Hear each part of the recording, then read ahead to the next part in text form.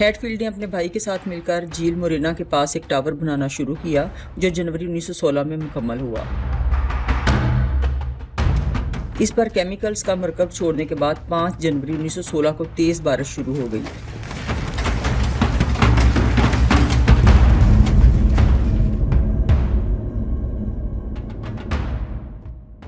بسم اللہ الرحمن الرحیم۔ بونسال میں بڑے ہونے والے ایک نوجوان ہیٹفیلڈ نے اپنی والدہ کی کیتلی کے اوپر بھاپ کے جمع ہونے کے بغور مشاہدے کے بعد پلوی کلچر کا مطالعہ کیا اور بارش برسانے کے لیے مصنوعی طریقوں کی دریافت شروع کی۔ 1902 میں اس نے 23 کیمیکلز کو ایک بڑے دھاتی ٹینک میں مکس کر کے دعویٰ کیا کہ یہ مرکب بارش برسانے والے بادلوں کو اپنے علاقے کی طرف کھینچنے میں مددگار ہوگا۔ ہیٹفیلڈ نے خود کو موئسچر ایکسیلیٹر کا خطاب دیا۔ 1904 میں فریڈ بینی فرم نے ہیٹفیلڈ کے لیے عوامی رابطہ مہم شروع کی کہ یہ بارش برسا سکتا ہے۔ لاس اینجلس کے کئی کسانوں نے اخبارات میں اس کے اشتہارات دیکھے اور بارش برسانے کے عوض ہیٹفیلڈ کو $50 دینے کا وعدہ کیا۔ فروری 1904 میں ہیٹفیلڈ اور اس کے بھائی پال نے لا کرسینٹا علاقے میں ایک بڑا ٹاور بنایا اور اس کے اوپر چڑھ کر ہیٹفیلڈ نے 25 کیمیکلز کو ملا کر بنایا گیا مرکب بخارات کی شکل میں ہوا میں چھوڑا۔ بظاہر ہیٹفیلڈ کی یہ کوشش کامیاب رہی اور کسانوں نے اسے خوشی خوشی $100 ادا کیے،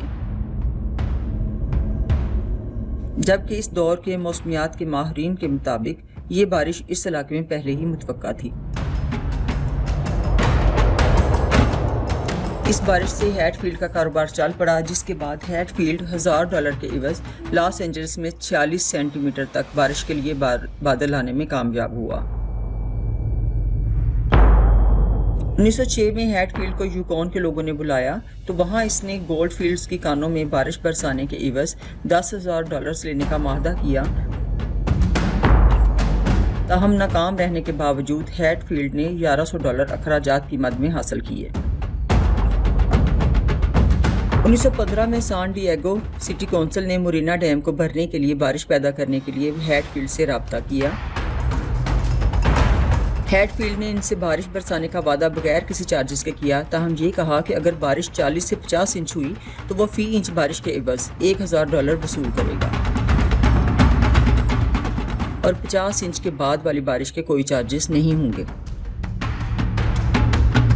اور ادائیگی ڈیم بھرنے کے بعد ہوگی۔ اس پر کوئی ریٹن معاہدہ نہیں ہوا، تاہم زبانی کلامی بات طے ہو گئی۔ ہیٹفیلڈ نے اپنے بھائی کے ساتھ مل کر جھیل مورینا کے پاس ایک ٹاور بنانا شروع کیا جو جنوری 1916 میں مکمل ہوا۔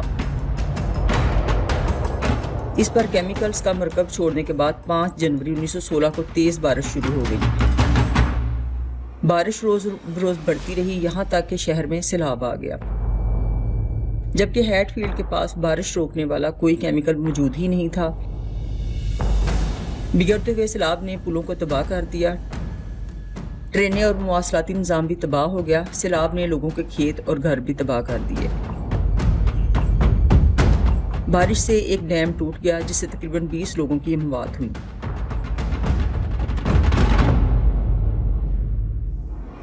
فروری 1916 کو جب ایک ماہ بعد بارش رکی تو 4 فروری 1916 کو ہیٹفیلڈ نے میڈیا سے بات کرتے ہوئے کہا کہ نقصان ان کی غلطی نہیں ہے، شہریوں کو بارش کے حوالے سے مناسب احتیاطی تدابیر اختیار کرنی چاہیے تھیں۔ ہیٹفیلڈ نے اپنے معاہدے کے مطابق جب پیسے مانگے تو سٹی کونسل نے نہ صرف رقم ادا کرنے سے انکار کیا بلکہ ہیٹفیلڈ پر $3.5 ملین ہرجانے کا دعویٰ کر دیا۔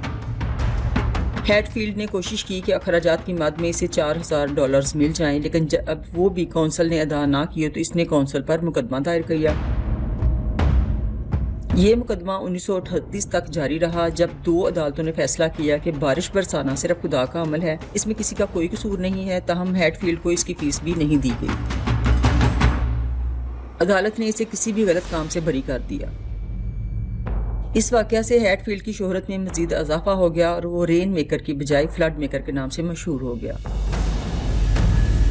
اور اسے رین میکنگ کے مزید کنٹریکٹس ملے۔ ہیٹفیلڈ کا انتقال 12 جنوری 1958 کو ہوا اور وہ اپنا کیمیائی فارمولہ اپنے ساتھ لے کر کیلیفورنیا کے گنڈیل میں واقع فریسٹ لان میموریل پارک قبرستان میں دفن ہو گیا۔ ہیٹفیلڈ نے اپنی زندگی میں کم از کم 500 کامیابیوں کا دعویٰ کیا، تاہم موسمیات کے ماہرین اور مبصرین کے مطابق ہیٹفیلڈ کی کامیابیاں بنیادی طور پر اس کی موسمیاتی مہارت اور بارش کے اعداد و شمار اور اوقات کے تفصیلی مطالعہ سے منسلک ہیں۔